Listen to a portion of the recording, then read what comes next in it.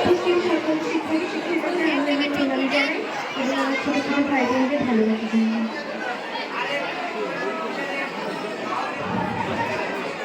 সত্যি আজ এটা ভেবে ভীষণ কষ্ট হচ্ছে যে এই স্কুল ইউনিফর্মে এটা স্কুলে একটা লাস্ট প্রোগ্রামে আমরা পার্টিসিপেট করছি।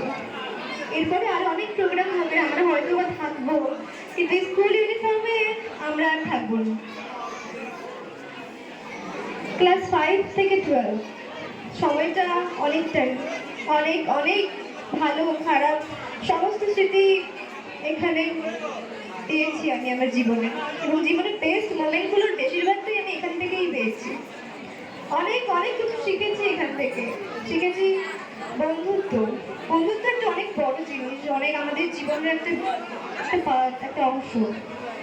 শিখেছি দূরত্ব যেমন বন্ধুত্বকে শেষ করে দেয়, তেমন জীবনের বেস্ট ফ্রেন্ডও আমি এখান থেকেই পেয়েছি, যে আমার সমস্ত প্রয়োজনে বিপদে আমার পাশে থাকে।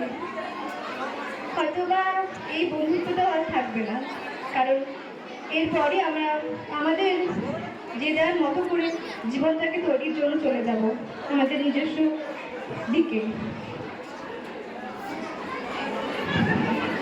হ্যাঁ, ক্লাস 11-12 আমরা স্কুলে বেশি আসিনি, এটা ঠিক, কিন্তু আজ যখন ফেয়ারওয়েল দিয়ে আমাদের স্কুল থেকে বিদায় জানানো হচ্ছে, সত্যি মনে হচ্ছে যে আর যদি কিছুদিন জীবনে পেতাম তাহলে কি খুব ক্ষতি হয়েছে। তো সত্যি খুব কষ্ট হচ্ছে আজ, তখন মনে হচ্ছে যে এই স্কুলটাকে সারা জীবনের মতো আমাদের ছেড়ে চলে যেতে হবে, কিন্তু এটা তো নিয়ম, সবাইকে এই নিয়ম মেনে চলতে হয়। সত্যি আপনাদের সবাইকে অনেক মিস করবো আমরা। শিক্ষক মানে আগে ভাবতাম যে একটা ভীষণ ভয়ের একটা জায়গা, কিন্তু এই শিক্ষকও যে একটা একজন ভালো বন্ধু হয়ে উঠতে পারে সেটা ক্লাস 11-12 আমি দেখেছি। শিক্ষক যেমন বলবেন পড়াশোনা না করলে, ঠিক তেমন তার সাথে হাসি মজা সমস্ত কিছুই চলে। সত্যি অরিন্দম স্যার, আপনাকে অনেক অনেক অনেক মিস করবো আমি, কারণ আপনার মতো বন্ধু শিক্ষক আমি পেয়েছি আমার এই জীবনে।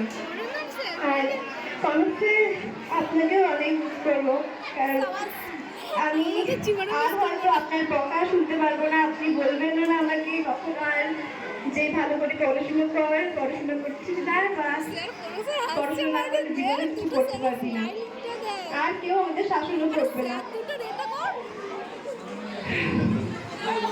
আপনারা অনেক অনেক ভালো থাকবেন, আর পারলে আমাদেরকে মনে রাখবেন।